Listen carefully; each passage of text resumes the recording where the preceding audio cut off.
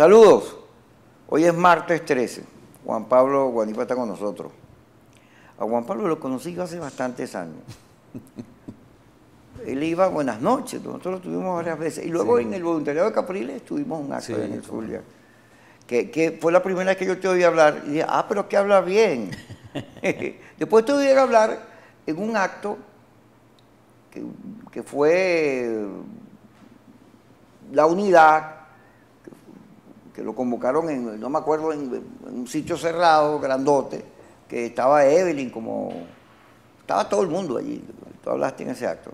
Era a propósito, no me acuerdo de qué episodio, pero... Y en tu programa se difundió y se popularizó más... El Tequeño Crudo. El sobrenombre. Sí, señor. Que cuando salí de ese programa, mi madre me llamó. ¿Y qué te dijo? Y me regañó. Me dijo, chico, pero ¿cómo es posible que tú mismo estés diciendo ese sobrenombre? Le dije, Corina, si uno tiene algo que hacer, bueno, es reírse de sí mismo. Así es. Eso te tranquiliza, no te... Mira, tú sabes que yo he llegado, anoche llegué a una conclusión. Digo, mira, yo voy a tratar de hacer un esfuerzo para no entrar en las polémicas estas de la oposición que me tienen obstinado. Pues son 19 años discutiendo más o menos la misma cosa. Sí. Y vale. Ayer vi la entrevista que nosotros te pusimos sobre el evento que hizo el Frente Amplio. Pero a mí me parece un contraste, fíjate, el primer evento, el del aula magna, no toca el tema electoral, ni abstención, ni votar, ni nada, sino la lucha social, la necesidad de la unidad. Me pareció perfecto. Sin embargo, el acto de ayer, justo el día que Henry Falcón se va para Washington, el Frente Amplio va a decirle a la ONU, entregar un documento para que no vengan las elecciones que están convocando. Y entonces decía, pero bueno, ahí está otra vez, uno va y uno planeando a Washington para que venga una delegación a entrevistarse con Guterres y los otros que no vengan. Y yo dije, mira, ahí está la oposición otra vez en su misma salsa, cocinándose ella misma, peleando, y Maduro como si nada. Hay sectores de la oposición que más pelean con la oposición que con el gobierno. Mira, yo creo que lo importante de todo esto es que nosotros estamos haciendo un esfuerzo frente a la situación tan grave que vive el país, y es un esfuerzo para tratar de conseguir condiciones que nos permitan ir a un proceso electoral. Y una de las cosas que hemos dicho es este movimiento, el Frente Amplio, que es un Frente Amplio que se llama Venezuela Libre, donde están integrados los partidos políticos, pero lo más importante es que está toda la sociedad civil, que están las iglesias católicas, evangélicas, los trabajadores, los empresarios, los estudiantes, las autoridades universitarias, organizaciones no gubernamentales. Creo que es un esfuerzo importante de unidad. Lo que busca es lograr que haya condiciones para la participación en un proceso electoral. De hecho, hemos dicho claramente que no es un movimiento abstencionista, sino que es un movimiento que dice, señores, nosotros queremos ir al proceso electoral, nosotros queremos participar, queremos que el problema que el país vive se resuelva por la vía electoral, pero no podemos ir en estas condiciones. Y por no ir en estas condiciones, estamos solicitándole a la ONU, más que venga o no venga para este proceso, que nos ayude a conseguir las condiciones, y cuando esas condiciones se den, sea entonces el factor fundamental, no solamente de la observación, sino del apoyo técnico para que el proceso salga bien. Mira, hablando de escenarios, hay que ver los escenarios, las posibilidades. Tal como están las cosas, yo veo escenarios, los primeros, el escenario A, negativo. Me explico. Maduro está convocando la elección para mayo, eso va andando, como no hay reuniones por aquí y por allá, pero eso va andando, y seguramente serán en mayo. La simplificaron, le quitaron a los concejales, los tiraron para allá porque era mucha gente, aquello era un despelote, pero Maduro quería que eligieran a todo el mundo. Y en las reuniones que hubo después de Dominicana, aquí en Caracas, con los factores, con el G3, no con el G4 porque Voluntad Popular no estuvo, AD, Capriles plantearon la idea de que fueran las elecciones en junio. Ese era el eje fundamental. En junio, porque tiene una explicación por la oposición, permitía hacer primarias. En el debate que tuvo la MUD no, lo que queda ahí, lo que coordina Ramón Guillermo, que son los partidos los partidos del G4, en el debate que hubo, se planteó escoger un candidato entre Henry Ramos y Henry Falcón. Pero no hubo manera de llegar a acuerdo. No hubo manera porque uno decía, yo tengo la encuesta, el otro decía, pero yo quiero, cónchale, yo tengo el partido, y no hubo manera. Y eso hizo en mucho que termináramos donde estamos. Pero este debate y esta situación, si vamos a elecciones, Maduro, para que Falcón le gane a Maduro sin la oposición, es muy difícil. Los números inclusive son chiquitos, porque Maduro tiene su cosa ya amarrada con su bolsa de claro, con lo que sea, pero los tiene amarrados, tienen sus votos. El gobierno, como ellos son militares y comunistas y cosas, son muy ordenados, muy organizados, tienen... la gente que tienen y la mueven para acá, la llevan para allá, de manera... Saben cómo movilizarla. La oposición depende más de la cosa. Pero es muy difícil que Falcón le gane a Maduro, sin la oposición, tendría que hacer un esfuerzo muy grande. Pero en el caso de la abstención, dado como están las cosas, es muy difícil que desde la abstención puedas parar la elección de Maduro. ¿Cómo ves tú los escenarios? Lo que pasa es que es muy complejo, Kiko, porque nosotros hemos dicho que no hay candidato que pueda ganar en este momento con las condiciones que tenemos. No puede ser posible que tengamos todavía un Consejo Nacional Electoral presidido. Pero tú ganaste en el Zulia. Claro, ganamos en el Zulia con 4 puntos de diferencia. Ajá. Pero yo tenía hasta 40 puntos de diferencia en algunas encuestas. Es decir, las más conservadoras decían que le ganábamos a Arias Cárdenas por 25 puntos y las más osadas decían que ganábamos por 40 y terminamos ganando por 4 puntos de barriga. Y el mismo Maduro le dijo a Arias Cárdenas en cadena de radio y televisión: comandante, 30 minutos más y le ganamos a Guanipa en el Zulia. Lo que quiere decir que ellos manejan el sistema, no solamente desde la perspectiva de quien conduce el Consejo Nacional Electoral, sino desde la perspectiva de la observación internacional, de los lapsos y plazos que deben cumplirse para hacer un proceso, del registro electoral. Mira, tantos jóvenes, centenares de miles de jóvenes, no han podido inscribirse todavía, porque a pesar de que abren el registro electoral, no lo abren en sitios públicos, sino en las sedes de las VC, de los consejos comunales, y no le permiten a los que no están integrados en el chavismo o en el madurismo participar. Entonces, ¿qué hemos dicho nosotros? Claro que queremos participar, pero queremos condiciones.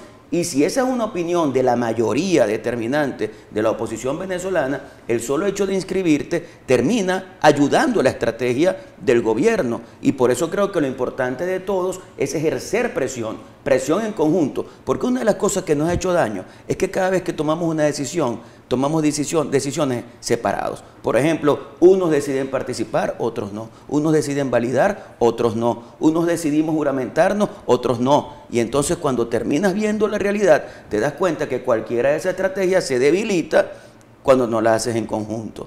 En este momento, todos decidimos no participar, salvo Henry Falcón, que tomó la decisión de hacerlo. Mi idea no es cuestionarlo a él como persona, mi idea es decirle, él no es el candidato de la oposición venezolana, no es el candidato de la unidad democrática, y mi llamado sería, hermano, vente para acá, vamos a seguir ejerciendo presión para lograr que las condiciones se den. Fíjate que el gobierno ha cedido. ¿En qué ha cedido? No. En cambiar la fecha, no, en cambiar y en concesiones que ha dado. La inscripción de los candidatos, pero no termina de cambiar lo básico para que podamos tener un proceso confiable en el que la gente sienta que al votar está también eligiendo, que su voto se respeta. ¿Quién designa el Consejo Nacional Electoral? La Asamblea Nacional. ¿Y por qué este gobierno no ha permitido que la Asamblea Nacional, que fue electa por el pueblo le dio 2/3 partes de la Asamblea a la oposición venezolana? ¿Por qué no ha permitido que vamos se a meternos en ese asamblea? tema. Vamos al corte y seguimos con Juan Pablo aquí en Suquicosis.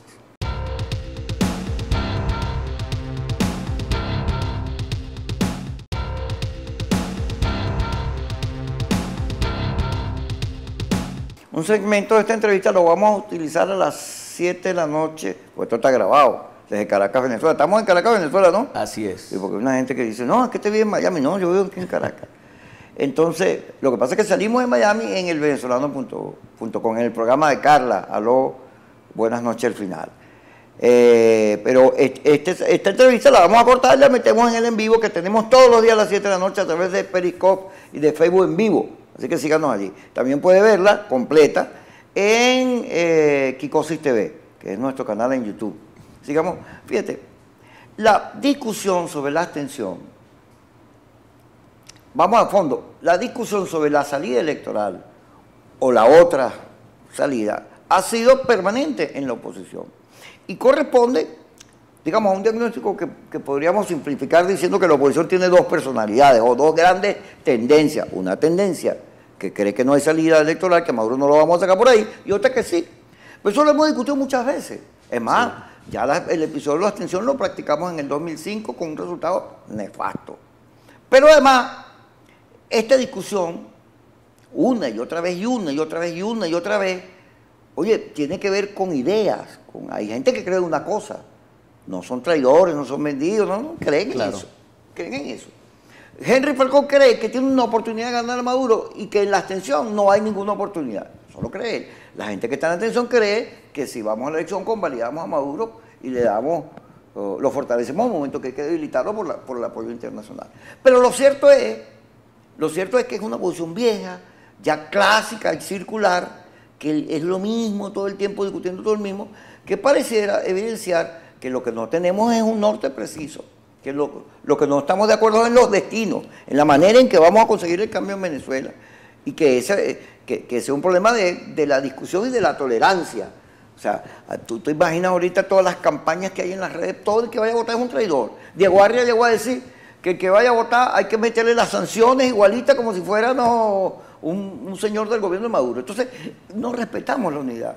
Al final no la respetamos. Tú eres un traidor, tú eres un vendido. Lo importante, Kiko, es tomar decisiones en las que podamos discutir y lograr un acuerdo, sabiendo que nunca puede haber unanimidad, pero que podemos lograr saber qué es lo que piensa la mayoría. Te voy a poner un ejemplo. Yo estuve en una reunión con distintos representantes de partidos políticos en la que discutíamos si participábamos o no.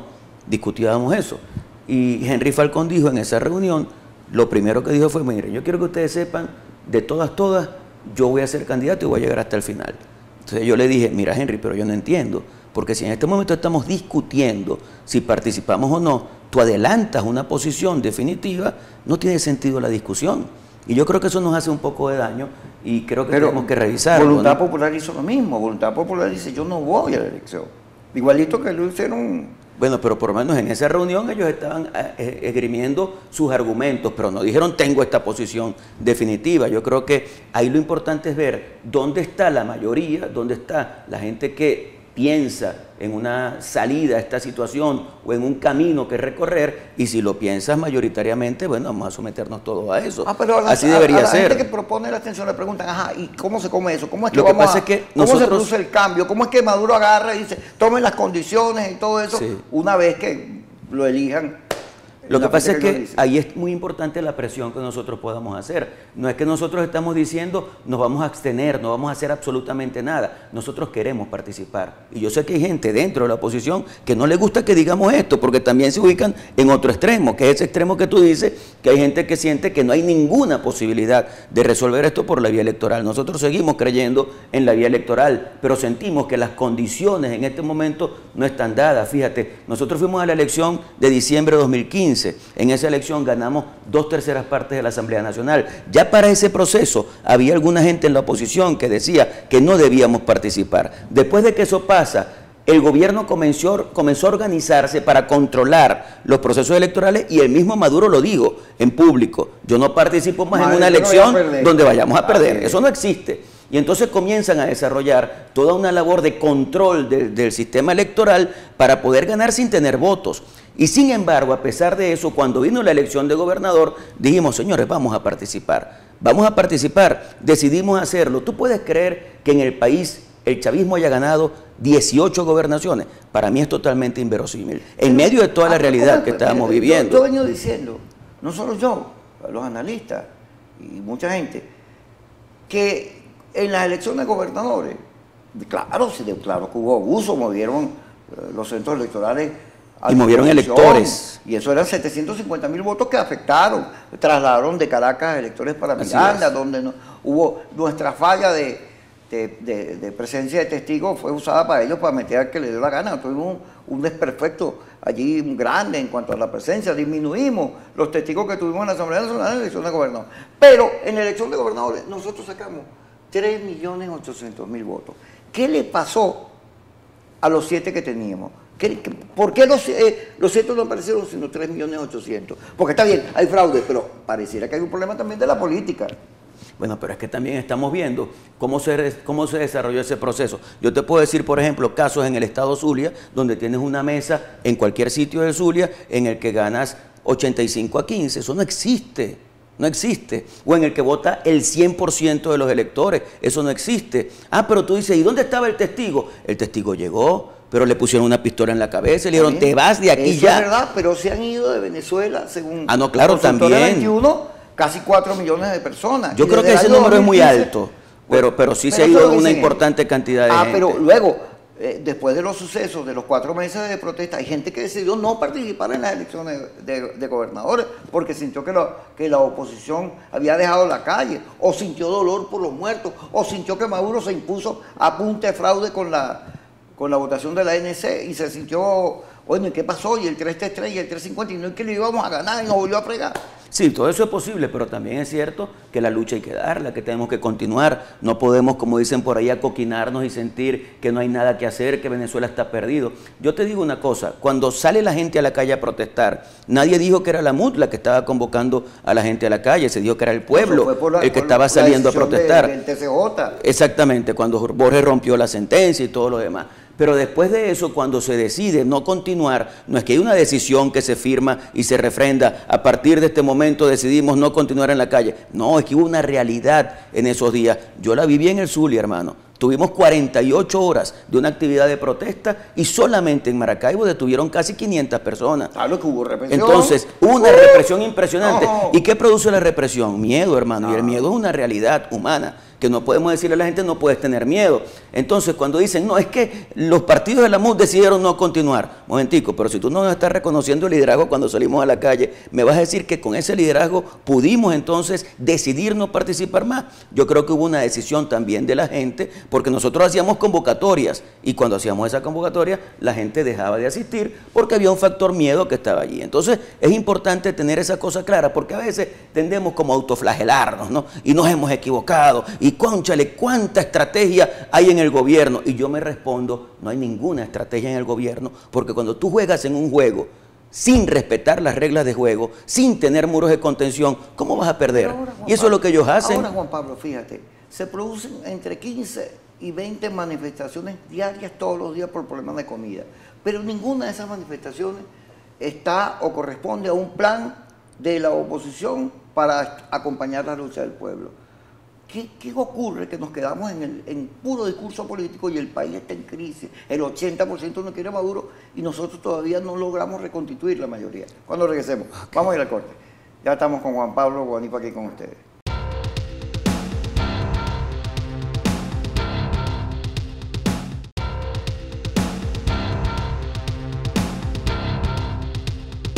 Seguimos con Juan Pablo Guanipa. Juan Pablo, creo que es verdad que el gobierno siempre ha utilizado mañas y trucos y le saca el jugo al poder para mantenerse en el poder. Eso no tiene no come paz con la miseria para eso, es verdad.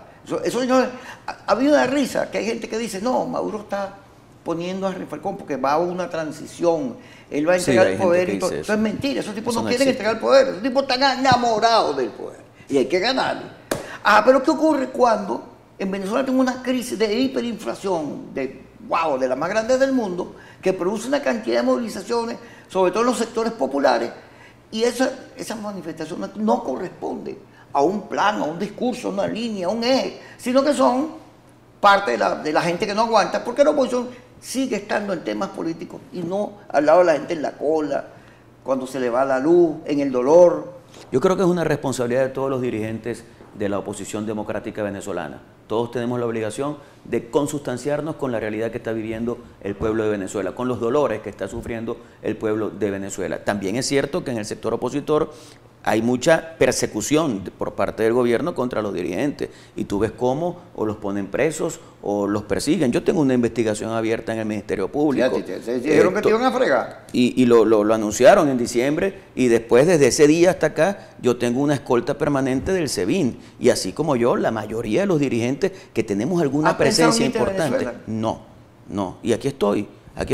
Es más, he llegado a momentos en los que converso con la gente del SEBIN. Yo recuerdo que el día de la bajada de la Chinita, por ejemplo, yo fui a la bajada, yo acababa de tomar la decisión de no juramentarme como gobernador y dije, bueno, vamos a ver cómo me trata la gente, ¿no? Y gracias a Dios después que terminó la misa, caminé por allí y tenía el del SEBIN allí.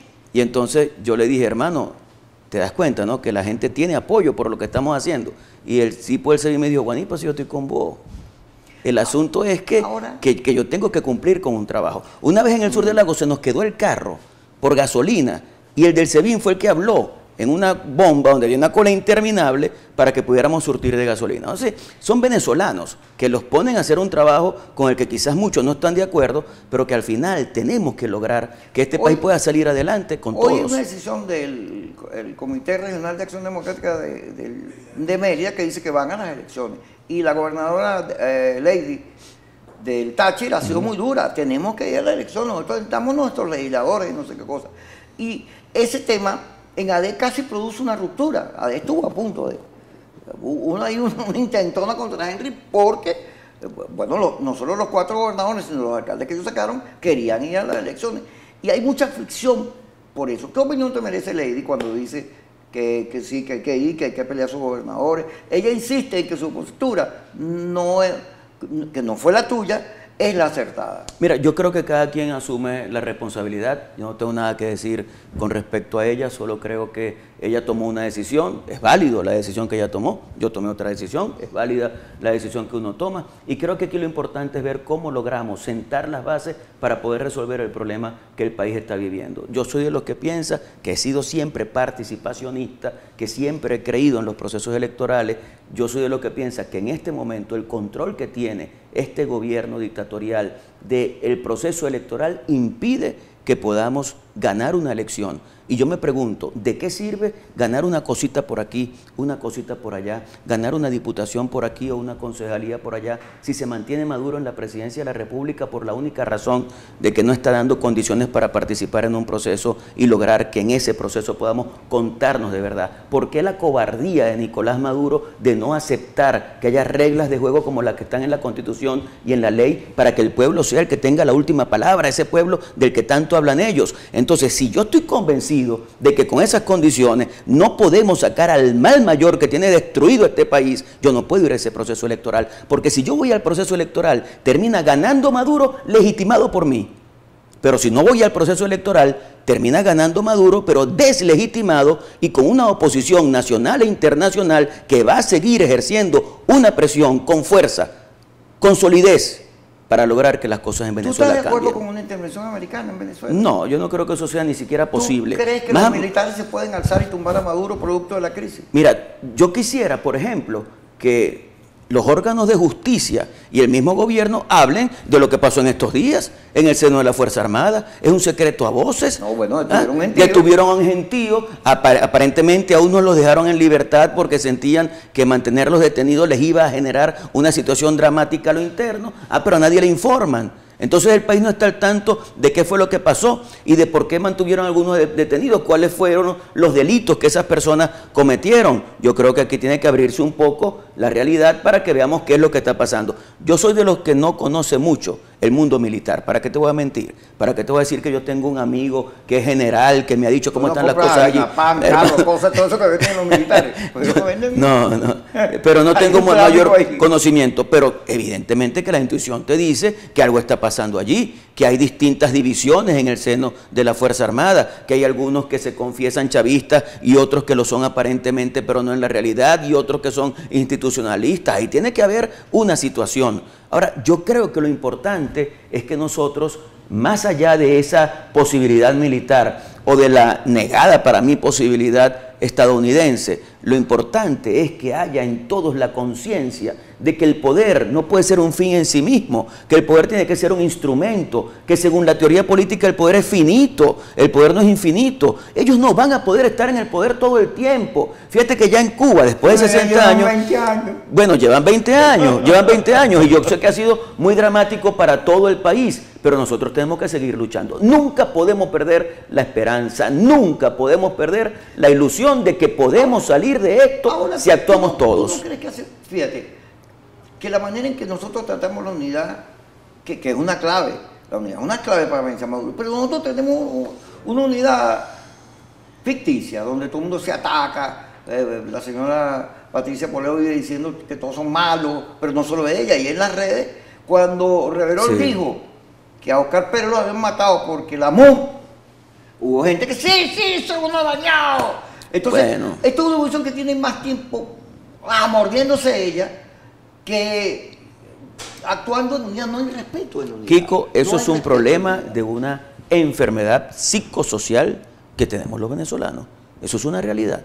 Y lamentablemente el gobierno ha sido un factor importante en las redes y en sembrar todas esas cosas. Ahora, tenemos que estar por encima de eso. Yo tengo diferencias con dirigentes de la Unidad Democrática y tú sabes que las tengo. Todo lo que nos ha pasado. Que perdió porque tú no lo acompañaste. Es que él nunca debió ser candidato a gobernador. El gobernador del Zulia es este que está aquí humildemente. Quien quedó electo como gobernador del Zulia fuimos nosotros. Pero no eres el gobernador. Bueno, muy bien, pero... A mí me gustaría, pero no lo Pero fui el gobernador electo del Estado Zulia, que se negó a juramentarse ante una constituyente que está llamada por este gobierno a destruir la democracia completamente en Venezuela. Fíjate, yo de la campaña electoral dije que lo de la ANC y el juramentación era una trampa. Yo sé, chico, yo te vi. Trampa. Yo no voy a caer en la trampa. Yo no puedo convertir la trampa en problemas de principio. ¿Tú no crees que lo hubiera hecho más azul estando como gobernador? ¿Tú no te has pensado? No te ha dado un momento de... Mira, basta con ver la gestión de los 4 gobernadores electos por Acción Democrática. Están tratando de subsistir porque el hecho de juramentarte ante la constituyente no es solamente un momento de 3 minutos que tú pasaste un trago amargo y ya. Es una realidad de someterte a un sistema a través del cual esa constituyente, que está por encima de la Constitución, toma decisiones que te afectan a ti y tú tienes que avalarlas porque ya avalaste tu juramentación ante esa constituyente. Yo creo que nosotros tenemos que dar actitudes y demostraciones, testimonios contundentes. Señores, esto es una dictadura. Ya no hay ningún tipo de forma de discutir lo contrario. Que la mayoría quería votar. Y en el debate interno, aquí José Brito, ahí que está así donde está, dijo que él era partidario, Julio Montoya, y hubo una gente de PJ muy fuerte que dijo no, que se resistió, que no estuvo de acuerdo en... Pero en el tuit de Capriles decía que él era partidario y que la gente es partidaria de votar, pero con condiciones. Lo que pasa es que ese pedacito del tuit lo sacaron de algunos análisis y de algunas foticos, porque agarran, editan, reducen y entonces dejan en boca de Capriles algo que quizás él no dijo. Él siempre ha dicho, es necesario participar, pero con condiciones. Y otra cosa que Enrique ha dicho es que a él le angustia muchísimo que vayamos al proceso electoral con la decisión de no participar y que eso sea la nada. Y es lo que nosotros decimos, eso no puede ser la nada. Y por eso se constituye el Frente Amplio Venezuela Libre. Y por eso nos unimos con todos los sectores, sin protagonismo. Fíjate que el acto que se hizo para lanzar el Frente Amplio fue un acto en el que hablaron 2 dirigentes políticos. Ramón Guillermo Averedo por los partidos de la Unidad Democrática y un joven dirigente, Ali Gómez, en representación del chavismo crítico. Lo demás fueron todos sectores de la sociedad civil. Estudiantes, trabajadores, empresarios, iglesia protestante, evangélica, iglesia católica. Es decir, a mí me parece que eso le está dando una base de sustentación importante a un esfuerzo. Fíjate, nosotros tuvimos una experiencia parecida en la coordinadora con sociedad civil, partidos, y la coordinadora fracasó cuando fuimos al referéndum, se perdió y te llamó la atención, pusimos la torta. Sí, lo que pasa es que en este momento lo que hemos constituido es una especie de corporación. En el caso nuestro, la Mesa de la Unidad Democrática se mantiene. La Unidad Democrática es un esfuerzo de partidos políticos exclusivamente y se mantiene. Y mientras tanto tú formas ese cuerpo con otras entidades. Por ejemplo, la Iglesia Católica está allí y eso no quiere decir que la Iglesia va a perder su naturaleza por estar allí. O el sector estudiantil está allí y mantienen sus puntos de vista aunque estén allí. ¿Sí me explico? Lo que quiero decir es que hay 2 instituciones distintas. Una de esas instituciones es mucho más amplia, que es el Frente Amplio. Y otra institución es la Unidad Democrática que forma parte de ese Frente Amplio sin perder su naturaleza. Eso distingue la realidad de la Coordinadora Democrática, que era el cuerpo político que coordinaba todas las acciones de la oposición hace ya algunos años. Yo creo que es un avance importante. Es más, aquí públicamente hago el llamado. ¿Sabes quién hace falta en ese Frente Amplio Venezuela Libre? María Corina Machado, Antonio Ledesma, Alianza Bravo Pueblo, 20 Venezuela. Ahí hace falta que todos sintamos, si está el chavismo disidente o el chavismo crítico. Mira, nosotros nos estamos reuniendo con Nickmer Evans, nos estamos reuniendo con Gabriela Ramírez, con este muchacho Ali Gómez que te acabo de referir. Rodríguez Torres ha ido a reuniones. Y yo sé que eso a alguna gente le genera cierta dificultad de comprensión. Pero yo digo, señores, si tenemos un bien superior que es Venezuela, más allá de todas las diferencias que podamos tener, si pensamos todos en Venezuela, vamos a lograr salir de esta situación. Y después cualquier cosa, tiene que haber una justicia imparcial, equilibrada, que tome las decisiones que tenga que tomar. Pero este momento es fundamental para que luchemos todos juntos para sacar a Venezuela de esta situación. Gracias, Juan Pablo, por estar con nosotros aquí en Kikosi. Seguimos hablando. Un abrazo, hermano. Nos vemos mañana.